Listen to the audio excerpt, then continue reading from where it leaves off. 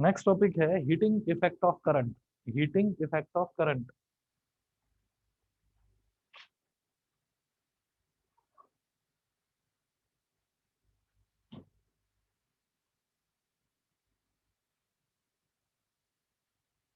Heating effect of current.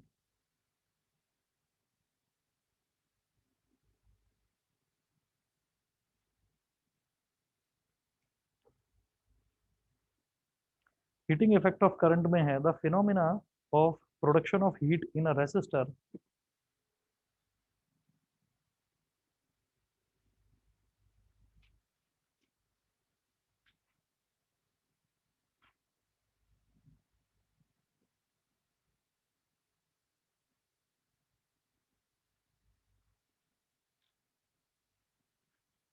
The phenomena of production of heat in a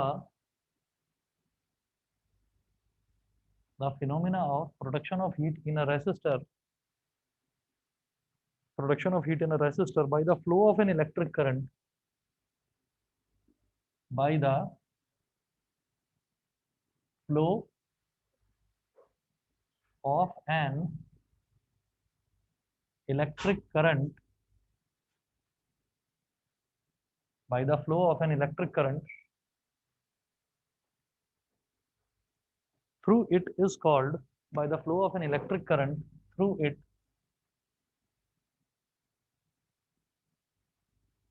through it is called,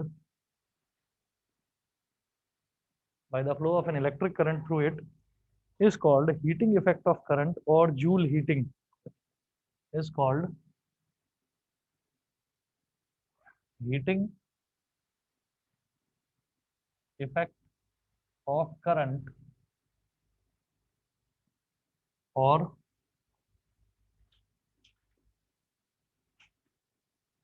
Joule heating।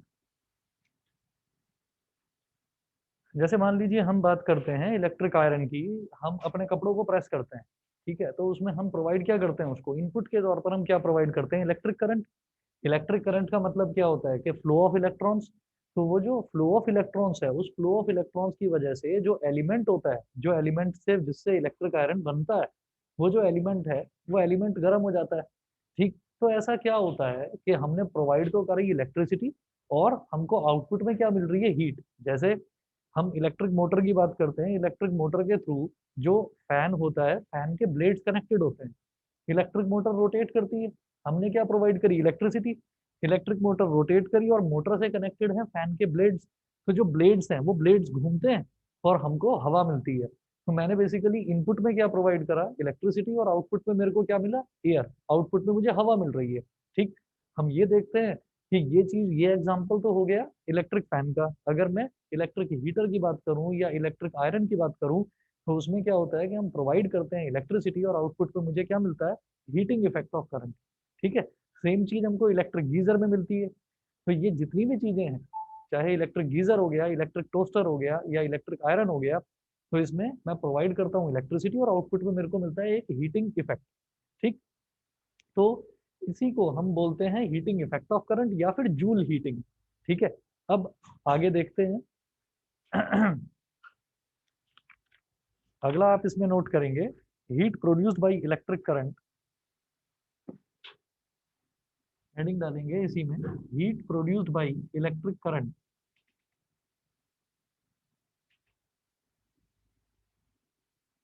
Heat produced by electric current.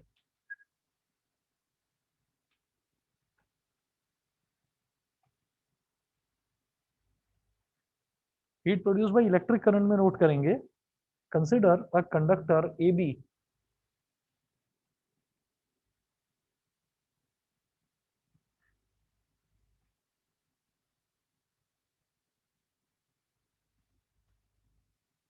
Consider a conductor A B of resistance capital R, of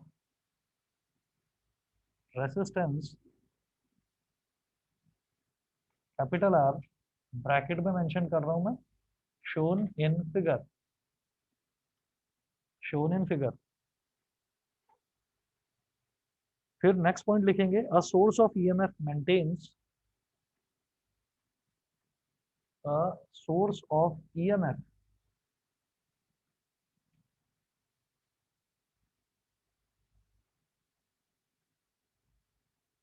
a source of EMF maintains a potential difference capital V, maintains a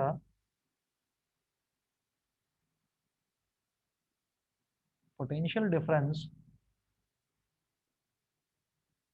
capital V across its ends, across its ends A and B, across its ends A and B, and sends a steady current and sends a steady current and sends a steady current I from A to B, I from A to B, full stop.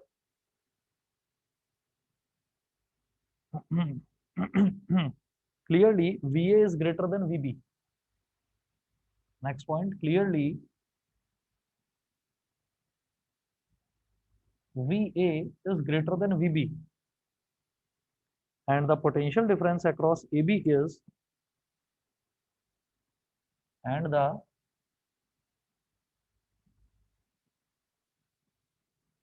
clearly VA is greater than VB, and the potential difference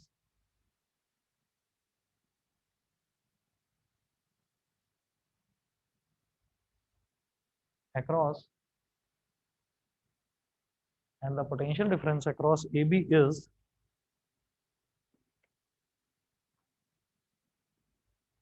V is equal to VA minus VB. V is equal to VA minus VB, और इधर लिख देंगे greater than 0.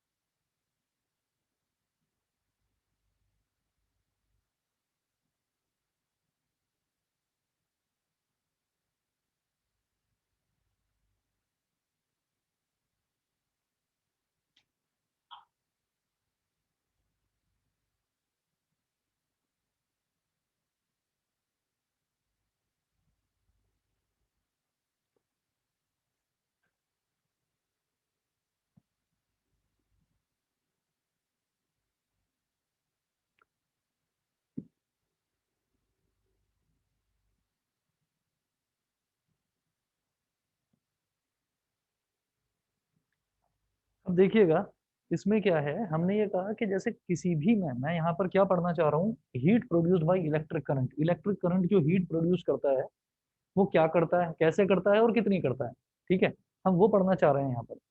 अच्छा, अब जैसे मान लीजिए हम हीट प्रोड्यूस करवाते हैं, तो जब हम हीट प्रोड्यूस करवाएंगे तो क्या होगा, हम कोई ना कोई सोर्स तो लगाएंगे ना, सोर्स क्या होगा, वोल्टेज सोर्स। अब वो वोल्टेज सोर्स हमारा ये भी हो सकता है जो हम डायरेक्ट सर्किट, जो हमारा जो डायरेक्ट सॉकेट होता है, जो डायरेक्ट लाइन आ रही है घर में, वो हो सकता है, या फिर कोई बैटरी हो सकती है। तो हमने क्या करा कि एक बैटरी ले ली, ये एक बैटरी है, इस बैटरी का ये पॉजिटिव टर्मिनल है और ये नेगेटिव टर्मिनल है।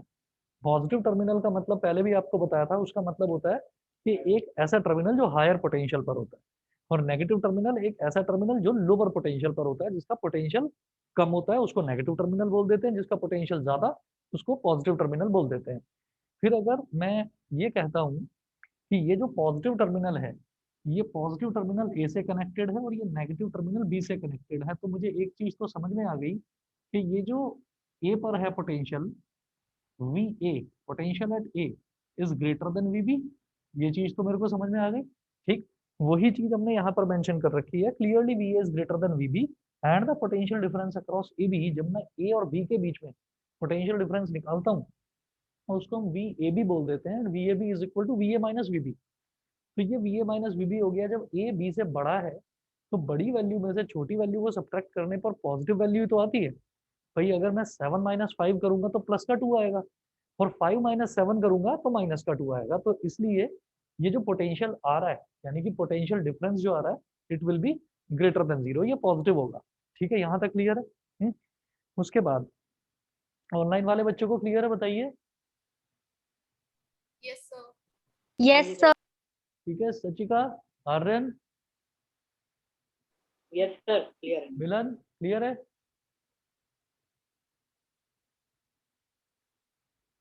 ठीक है, अच्छा, अब इसके बाद, हाँ जी हाँ जी, ठीक है, okay.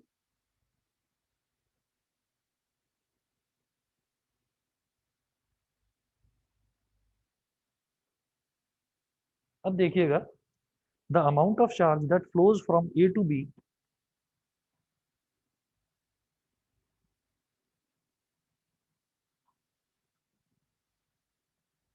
the amount of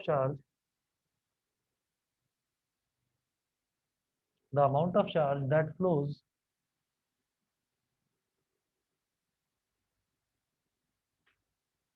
from capital A to capital B in time small t is Q is equal to I into T।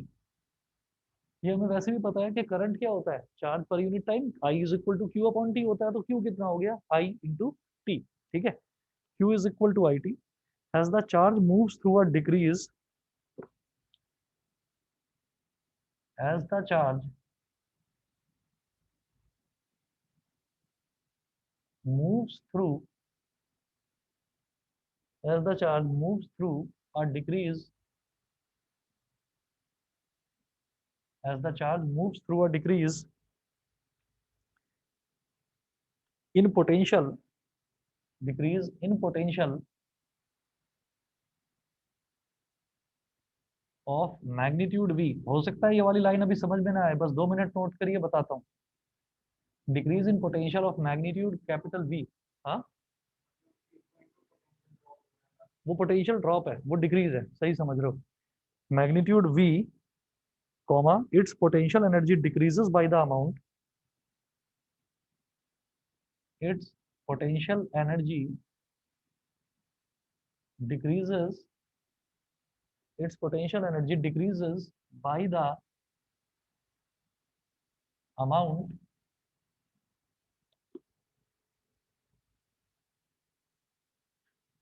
decreases by the amount U is equal to final potential energy at capital B minus initial potential energy at capital A। Final potential energy at capital B minus initial potential energy at capital A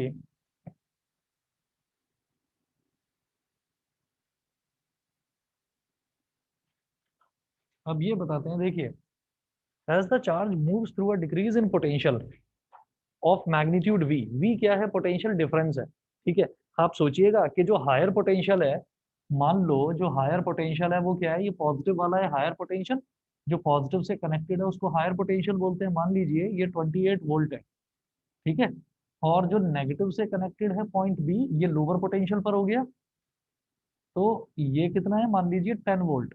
ठीक है, तो जो charge है, जो charge move करा, उसने क्या देखा, उसने ये देखा कि चार्ज जब हायर पोटेंशियल से लोअर पोटेंशियल की तरफ मूव करता है, तो उसने ये देखा कि एक पोटेंशियल ड्रॉप हो रहा है। कितना, कि जब चार्ज ने यहाँ से चलना शुरू करा, अब चार्ज क्या है, इलेक्ट्रॉन्स, इलेक्ट्रॉन्स के फ्लो को ही तो करंट कहते हैं हम। ठीक है, तो चार्ज क्या है, इलेक्ट्रॉन्स। तो जब चार्ज यहाँ से चलना शुरू हुआ तो उसने यहाँ से लेकर और यहाँ तक आने में ये एक्सपीरियंस करा कि जो उसका पोटेंशियल था वो शुरुआत में 28 वोल्ट था, और फिर फाइनली 10 वोल्ट हो गया। ठीक है, तो फाइनली 10 वोल्ट हो गया, बी पर 10 वोल्ट हो गया, तो उसने ये देखा कि मेरा पोटेंशियल कितना ड्रॉप हुआ है।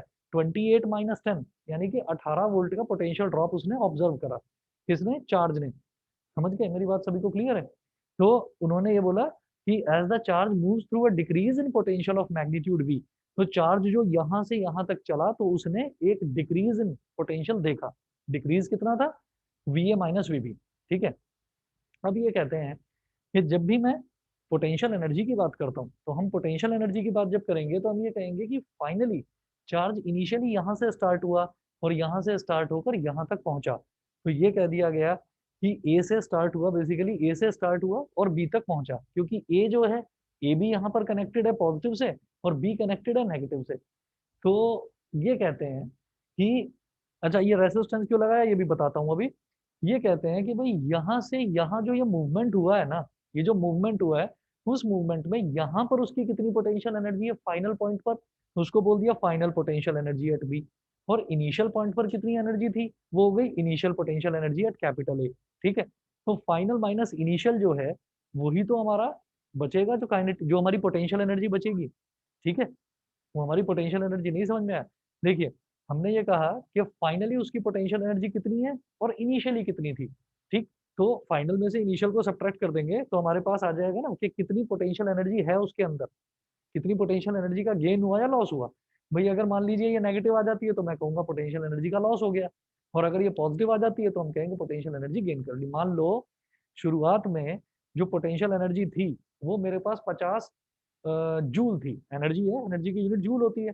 मैंने कुछ काम करा, काम करने के बाद मेरी जो एनर्जी है वो रह गई मान लीजिए 30 जूल। ठीक।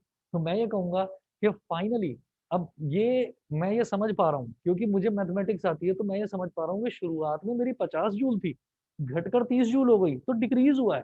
ठीक है। लेकिन हम यहाँ पर इस तरीके से इसको समझेंगे कि मेरी फाइनल पॉइंट पर पोटेंशियल एनर्जी कितनी थी? 30 जूल। इनिशियली कितनी थी? 50 जूल। तो फाइनल में से अगर मैंने इनिशियल को सब्ट्रैक्ट कर दिया तो माइनस का 20 आएगा। जैसे ही नेगेटिव आया तो मैं ये कह दूंगा कि मेरी पोटेंशियल एनर्जी जो है वो डिक्रीज हुई है, वो कम हुई है। ये समझ में आ गया? ठीक। और वहीं अगर मैं ये देखूंगा कि इनिशियली मेरी पोटेंशियल एनर्जी कम थी, 20 जूल थी, मैंने कुछ ऐसा काम करा जिससे मेरी एनर्जी और बढ़ गई। ठीक। वो बढ़कर जो है वो 40 जूल हो गई। तो हम ये कहेंगे जो फाइनल पॉइंट है, फाइनल पॉइंट पर 40 जूल हो गई मेरी एनर्जी। शुरुआत में कितनी थी? 20 थी। तो फाइनल में से 40 में से 20 को सब्ट्रैक्ट करो तो प्लस का 20 आ गया। वो पॉजिटिव आया तो मैं कहूंगा इंक्रीज हो गया पोटेंशियल एनर्जी में। ऐसे कहते हैं इस चीज को। ठीक। हम ये कहेंगे कि जो पोटेंशियल एनर्जी होती है वो क्या होता है? Charge into potential difference. तो final potential energy at B ये कितना है? हाँ जी, इसको बोलेंगे Q V B. Q into V B minus initial potential energy at A. A पर कितना पोटेंशियल था? V A. तो Q V A. U is equal to, फिर मैं यहाँ से जानबूझकर क्या कर रहा हूँ, मैं यहाँ से जानबूझकर माइनस क्यू कॉमन ले रहा हूँ। ऐसा क्यों? अभी समझ जाओगे आप। अगर Q कॉमन लेंगे तो ब्रैकेट में बचेगा VB minus VA, minus Q common लेंगे तो VA माइनस VB बचेगा। VA minus VB is equal to V। VA minus VB is equal to VA। तो माइनस Q कॉमन लेने पर ब्रैकेट में बच गया VA minus VB। U is equal to minus का QV। U की value आ गई माइनस का QV। ठीक है। और यहाँ मैं लिख दूंगा बेटा less than zero. Less than zero है। ये क्यों है?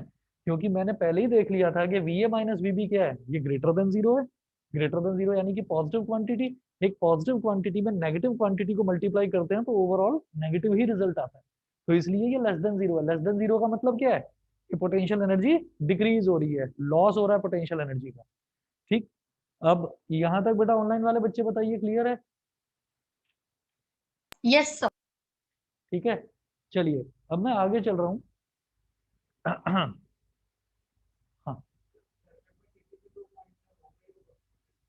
हाँ पोटेंशियल एनर्जी का लॉस होगा। हाँ, यही चीज मैं अभी आपको बताना चाह रहा था। देखिए, इसमें ना हम ये देखते हैं कि यहाँ पर हमने लगाया क्या है, यहाँ पर ना रेसिस्टेंस लगा रखा है। अब आप कहोगे कि हीटिंग इफेक्ट पढ़ा रहे हो, रेसिस्टेंस कहाँ से लगा दिया, क्या करूँ मैं इस रेसिस्टेंस का? रेसिस्टेंस का मतलब ये है कि जब भी मैं किसी भी डिवाइस की बात करूंगा तो उस डिवाइस में रेसिस्टेंस होगा। रेसिस्टेंस होगा तो वो कुछ ना कुछ करंट को अपने अंदर एब्जॉर्ब जरूर करेगा, ऑब्स्ट्रक्ट जरूर करता है, वो पाथ रोकता है करंट का। ठीक है। तो अगर वो पाथ को रोक रहा है तो इसका मतलब पोटेंशियल एनर्जी का ड्रॉप हो ही रहा है, पोटेंशियल एनर्जी को वो थोड़ा थोड़ा कम करेगा ही करेगा। वो यहाँ से भी समझ में आ गया कि वो नेगेटिव आ गई। अच्छा, हमने ना एक कंजर्वेशन ऑफ एनर्जी पढ़ा था, लास्ट ईयर पढ़ा था। हाँ, उसमें ये था कि मैंने खाना वाना खा रखा है बहुत आराम से मस्त एकदम पेट भर के, तो क्या है कि बहुत एनर्जी है इस टाइम। फिर क्या हुआ, मैंने कहा कि चलो मैं कुछ काम करता हूँ, तो फिर मैंने कुछ अपना फिजिकल वर्क करना शुरू करा। धीरे धीरे धीरे धीरे क्या होता है कि मेरी जो एनर्जी है वो धीरे धीरे धीरे धीरे डाउन होती चली जाएगी। ठीक है, तो होगा क्या कि जब मैंने खाना खा रखा था तो ऐसा तो था नहीं कि मैं दौड़ता जा रहा हूँ और खाना खाता जा रहा हूँ, वो तो पॉसिबल नहीं है ना। तो मैं पहले तसल्ली से बैठा, बैठकर मैंने खाना खाया। बैठ के जब खाना खाया तो यानी कि एनर्जी धीरे धीरे धीरे धीरे जो मेरे अंदर गेन हो रही है, वो एनर्जी क्या है, जो मैं बैठा हुआ और मैं बैठ के कर रहा हूँ, भाई अब पूरी में ताकत है अब इस टाइम, तो अब इस टाइम मैं कुछ भी कर सकता हूँ। तो ये क्या चीज है कि the energy by virtue of rest, by by virtue of rest, तो उसको हम क्या बोलते हैं, पोटेंशियल एनर्जी। कि जब मैं रेस्ट में था तो मैंने कहा कि पोटेंशियल है अभी इस टाइम मेरे अंदर कि मैं काम कर सकता हूँ। ठीक। अच्छा, उसके बाद फिर हमने क्या करा, हमने काम करना शुरू करा। तो यानी कि जब हम मोशन में आए तो हमारी जो एनर्जी है उसी को हम क्या बोल देते हैं, काइनेटिक एनर्जी। वो काइनेटिक एनर्जी कहाँ से आई, वो जो पोटेंशियल एनर्जी है ना, वही धीरे धीरे धीरे धीरे काइनेटिक में कन्वर्ट होती जाती है। तो हम ये कहते हैं कि दुनिया में, पूरे यूनिवर्स में कभी भी एनर्जी जो है वो कभी भी खत्म नहीं होती। हम यही कहते हैं कि energy can neither be created not destroyed, it can be just transform from one form to another form. तो ये जो पोटेंशियल एनर्जी का लॉस हुआ, ये गया कहाँ, ये काइनेटिक एनर्जी में चला गया। अब काइनेटिक एनर्जी किस चीज की, जब इलेक्ट्रॉन्स फ्लो करेंगे तो इलेक्ट्रॉन्स आपस में टकराएंगे। ठीक है, तो जब इलेक्ट्रॉन्स फ्लो करेंगे तो इलेक्ट्रॉन्स का मोशन हो रहा है। अब मोशन जब भी होगा तो थोड़ा थोड़ा थोड़ा थोड़ा एनर्जी का लॉस होता चला जाएगा। ठीक है ना। मैंने खाना खाया, खाना खा के मैंने दौड़ लगानी शुरू कर दी, तो मैंने मोशन में आ गया ना मैं, तो जब मैं मोशन में आया तो मेरी एनर्जी का लॉस होगा। ठीक। तो पोटेंशियल एनर्जी जो थी बॉडी के अंदर उसका लॉस होता चला गया, और काइनेटिक एनर्जी बढ़ती चली गई। मैं जितना ज्यादा मेरा मोशन फास्ट होगा, जितना तेज मैं दौड़ूंगा, तो ये कहा जाएगा कि मेरी काइनेटिक एनर्जी उतनी ही ज्यादा है। हाफ एम वी स्क्वायर होता है ना, तो जितनी वेलोसिटी ज्यादा होगी उतनी काइनेटिक एनर्जी ज्यादा होगी। अब उसी चीज को हम ध्यान में रखेंगे, पोटेंशियल एनर्जी तो आ गया माइनस क्यू वी। ठीक। उसके बाद अब बात करते हैं काइनेटिक एनर्जी की। इसमें नोट करेंगे, if the charges move through the conductor without suffering collision, हम आइडियल केस लेकर चल रहे हैं। ठीक है, if the charges if the charges move through the conductor, if the charges move through the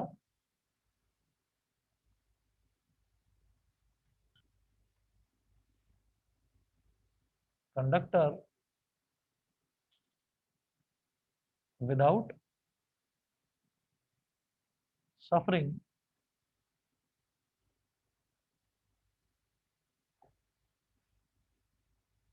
if the charges move through the conductor without suffering collisions, comma, their kinetic energy would change,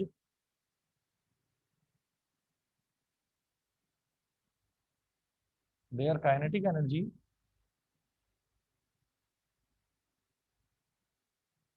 would change so that the total energy is unchanged, so that the total energy is unchanged। ये वही है law of conservation of energy,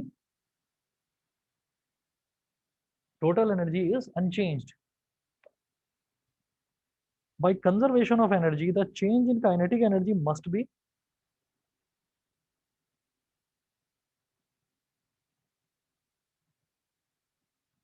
by conservation of energy,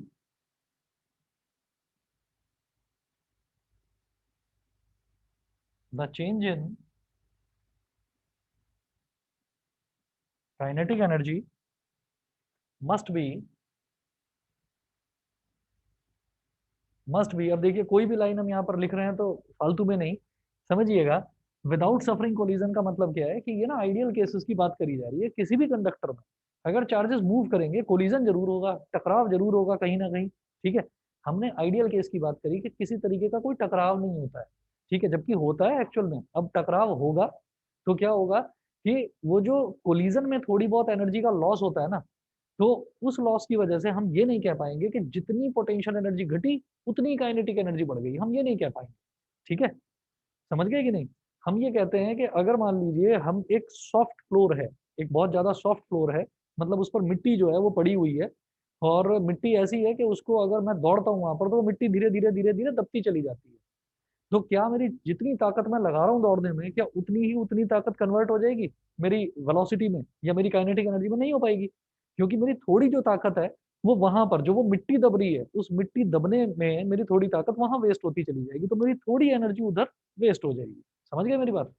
तो अब वही बात यहाँ पर है कि किसी तरीके का हमने कह दिया कि कोई कोलिजन नहीं हो रहा है, तो जितनी भी पोटेंशियल एनर्जी कम होती जा रही है वो सारी की सारी काइनेटिक एनर्जी में कन्वर्ट हो रही है। ठीक, ये आइडियल केस स्टडी करने के लिए बोला जाता है, ज्यादातर जगह ये चीज बोली जाती है।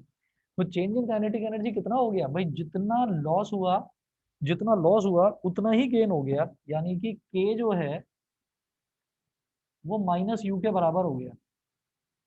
ये क्या है? लॉस इन पोटेंशियल एनर्जी, तो जितना लॉस हुआ उतना ही उसका गेन हो गया। तो K is equal to minus U is equal to minus U. U क्या है? Minus Q B. तो माइनस यू क्या हो गया? प्लस का क्यू बी।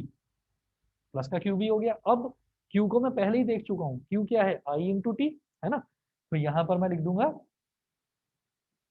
क्यू की जगह आई इंटू टी और मल्टीप्लाइड बाई वी। इसको याद रखने के लिए वी आई टी बोल देते हैं, V I T. K is equal to V I T which is greater than zero. यहां लिख रहा हूं which is greater than zero.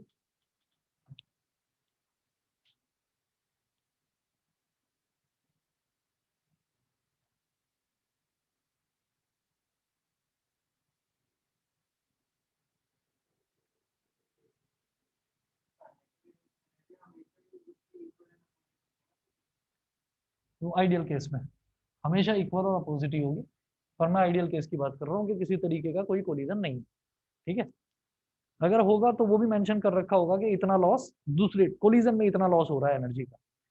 ठीक, अब आप ये कहेंगे the kinetic energy gained by the electrons is shared with metal ions. दो तीन पॉइंट्स लिखे हैं अब आप।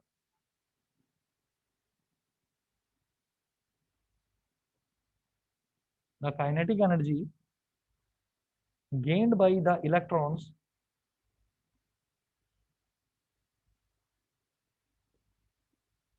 the kinetic energy gained by the electrons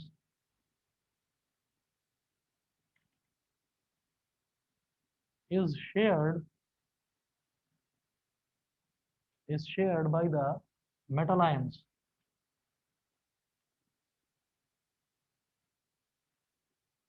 is shared by the metal ions। metal ions किसके? कंडक्टर के। खैर पहले नोट करिए, बताता हूँ। Full stop. नेक्स्ट पॉइंट लिखेंगे these ions vibrate more vigorously।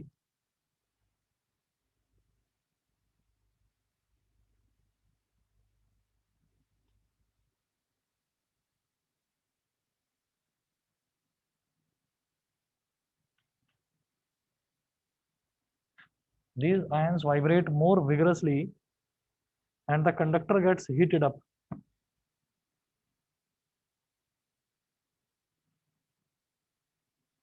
and the conductor heated up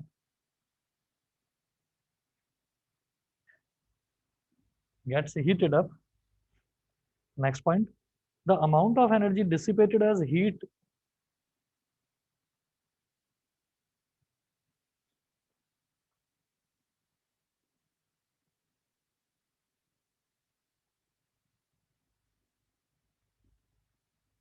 the amount of energy dissipated as heat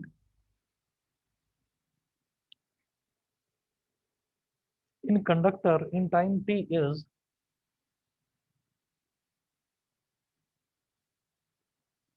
in conductor in time t is h is equal to vi t। Ohm's law कहता है कि v is equal to I R होता है, तो v की जगह अगर I R रख दिया तो क्या हो गया? I square R T. या फिर ओम्स लॉ कहता है कि I is equal to V upon R, I की जगह वी अपॉन आर रख दिया तो v into V upon R क्या हो जाएगा? V square upon R T. तो t तो यहाँ पर है ही, V square upon R into T. It's SI unit is joules. Its SI unit is joules.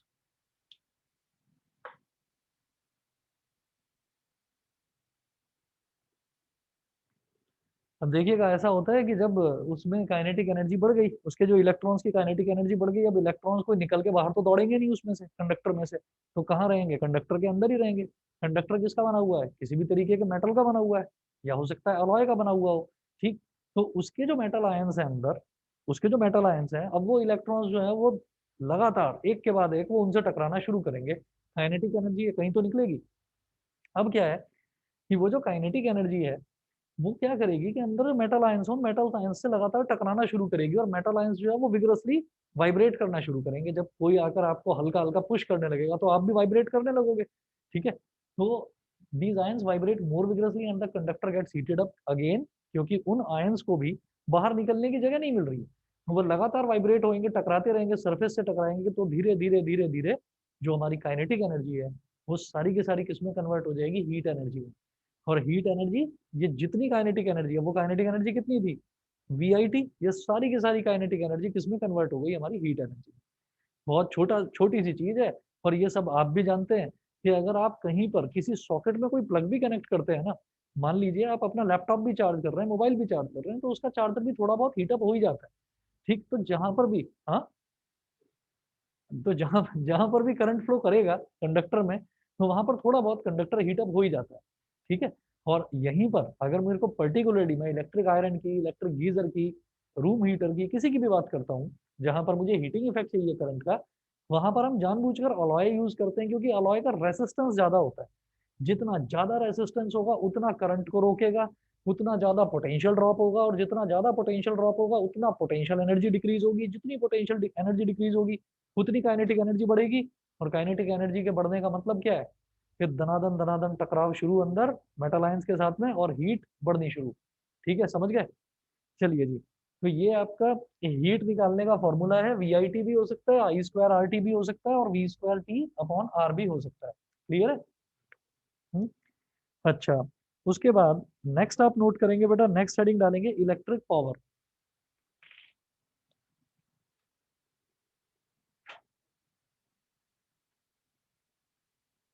Electric power,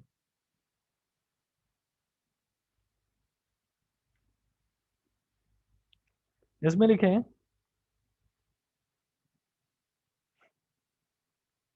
the rate at which work is done by a source of EMF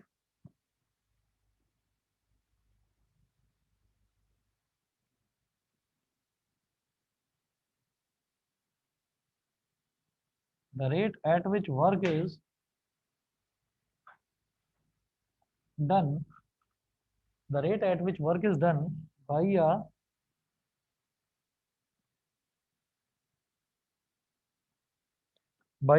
source of EMF in maintaining an electric current through a circuit, in maintaining an maintaining an electric current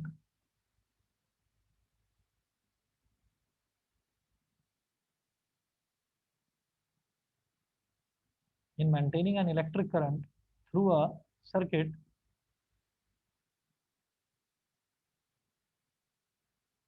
in maintaining an electric current through a circuit is called electric power of the circuit, is called electric power of the circuit, is called electric power of the circuit.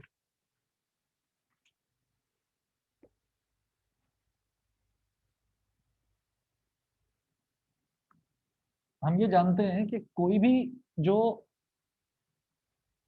Object है, या अगर हम यहाँ पर किसकी बात कर रहे हैं, बैटरी की बात कर रहे हैं, तो बैटरी ही वर्क कर रही है जितना भी कर रही है, और वही वर्क जो है वो एनर्जी में कन्वर्ट हो रहा है। तो जिसके अंदर जितनी एनर्जी होगी उतना ही वो वर्क करेगा।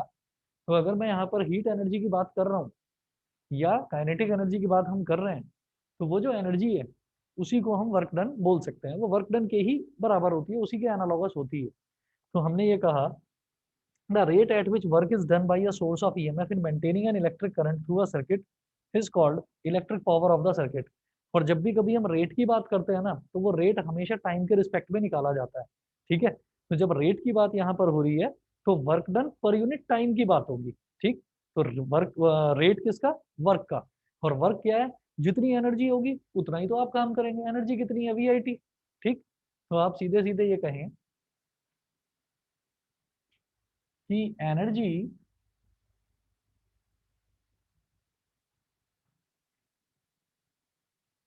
Is the,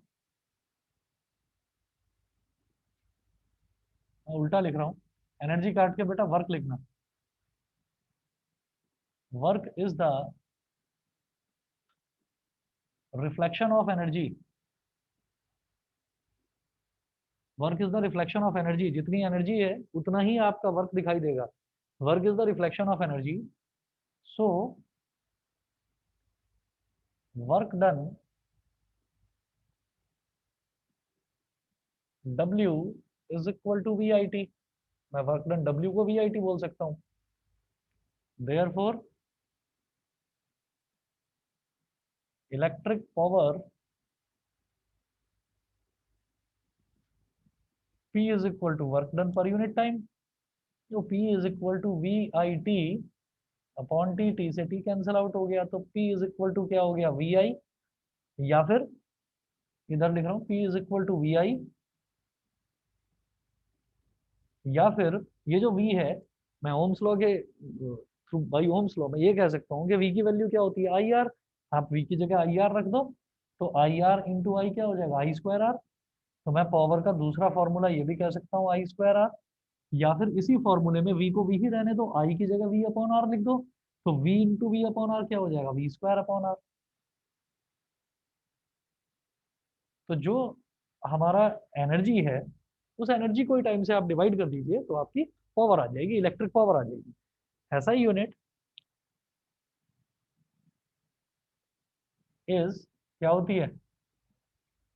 watts.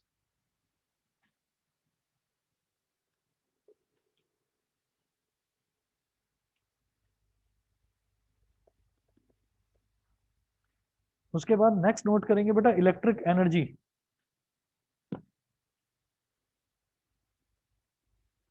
Electric energy की बात करो या वर्क डन की बात करो, अगेन एक ही बात है। तो नोट करें, ये बिठा रहा हूं बीच में से।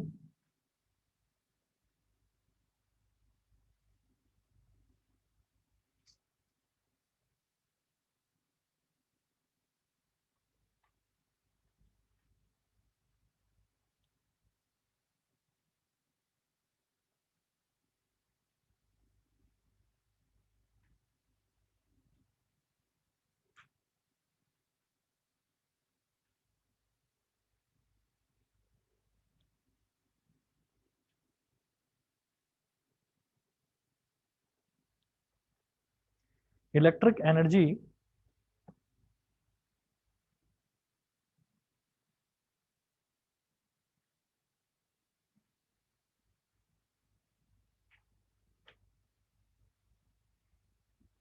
इलेक्ट्रिक एनर्जी इसमें लिखें द टोटल वर्क डन और the energy supplied.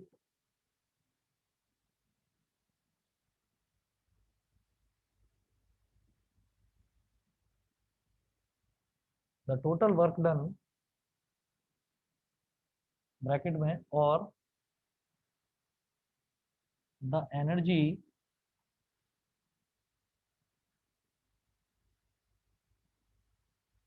total work done or the energy supplied by the source of EMF,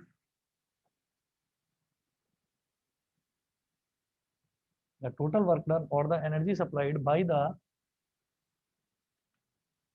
source of by the source of EMF in maintaining an electric current in maintaining in maintaining an electric current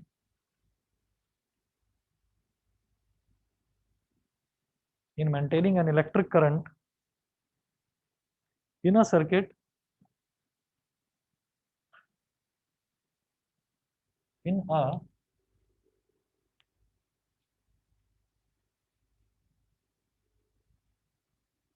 a circuit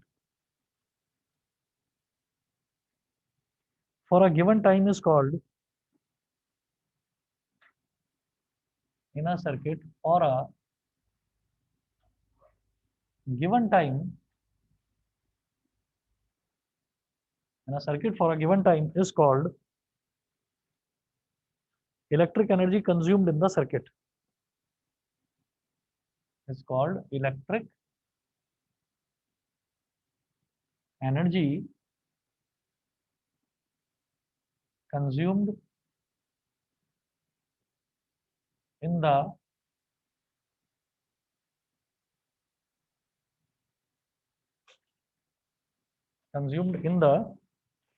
circuit. अब यहाँ पर the total work done or energy supplied by the source of EMF in maintaining an electric current in a circuit. तो अब आप ये देखिएगा कि वो टोटल वर्क डन की बात कर रहे हैं, ठीक है। तो जो टोटल वर्क डन जो है वो वर्क डन हमारा कितना हो जाएगा। अब इलेक्ट्रिक एनर्जी की अगर हम बात करें तो ये वर्क डन ही तो था जो वीआईटी था, जो वर्क डन ही तो था जो वीआईटी था। तो हम सीधा सीधा ये बोलेंगे देयरफॉर इलेक्ट्रिक एनर्जी या energy is equal to work done is equal to V I T. और ये जो इलेक्ट्रिक एनर्जी है इसको आप ये भी कह सकते हैं वी आई क्या है, वी आई पावर ही तो है। तो power multiplied by time, power multiplied by time. अब नेक्स्ट नोट करें कमर्शियली, यहां से मुझे ये समझ में आ गया एनर्जी क्या है, वर्क डन के बराबर है। तो इसकी यूनिट जो है एसआई यूनिट इसकी क्या हो जाएगी, जूल हो जाएगी। SI unit is joule. अब commercially kilowatt hour, commercially electric energy is calculated in kilowatt hour wherein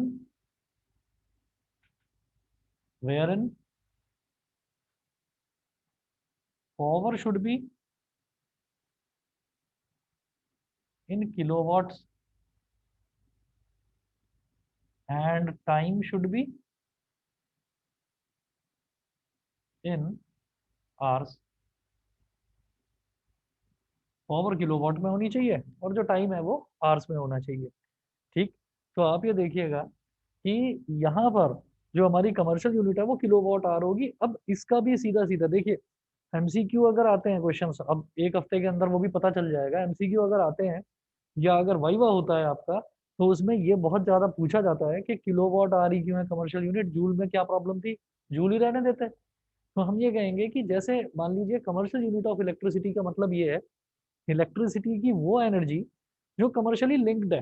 commercially linked का मतलब क्या है कि जिसका आपको पेमेंट करना पड़ता है, कमर्शियल पैसा देना पड़ता है, ठीक। तो उसमें ये है कि भाई अगर मैं एसआई यूनिट की बात करूं, एसआई यूनिट तो जूल है। अब एसआई यूनिट अगर जूल है तो इसका मतलब पावर की भी एसआई यूनिट होनी चाहिए और टाइम की भी एसआई यूनिट। पावर की एसआई यूनिट चलो वॉट हो गई, ठीक। लेकिन जो टाइम है टाइम की तो एसआई यूनिट क्या होती है, सेकंड होती है। तो अगर आप एक महीने का बिल कैलकुलेट करोगे तो आप ये कहेंगे कि भाई उसको सेकंडों में मैं कन्वर्ट करता रहूंगा। एक घंटा है, एक घंटे के अंदर ही 3600 सेकंड होते हैं। तो पहले 24 घंटे से उसको मल्टीप्लाई करें, 3600 को 24 से मल्टीप्लाई करो, फिर जो आए उसको आप 30 या 31 जितने भी दिन का है महीना उससे आप मल्टीप्लाई करिए। तो मल्टीप्लाई करने के बाद में कितनी ज्यादा बड़ी वैल्यू आ जाएगी सेकंड्स में।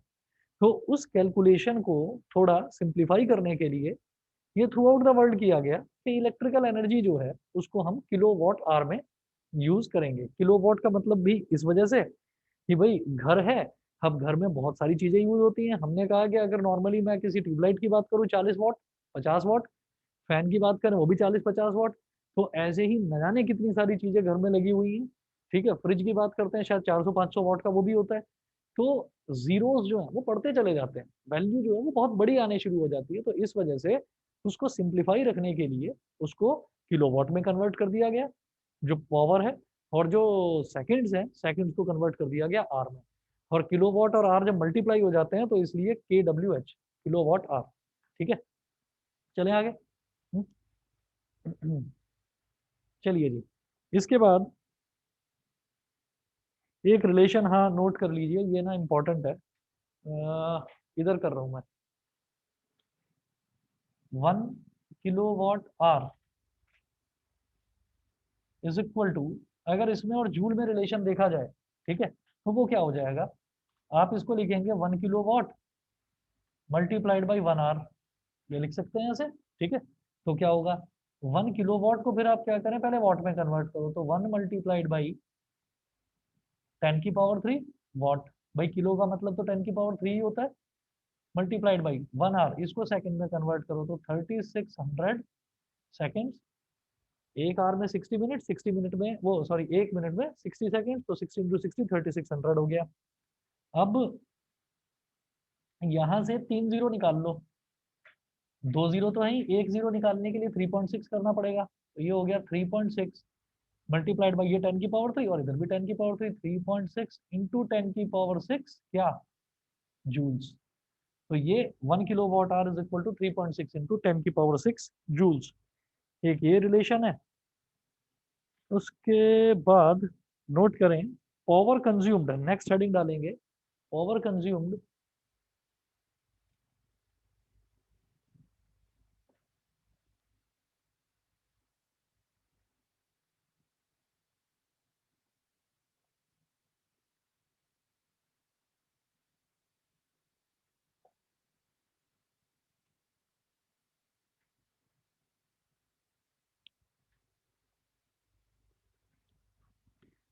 power consumed by a series combination of appliances,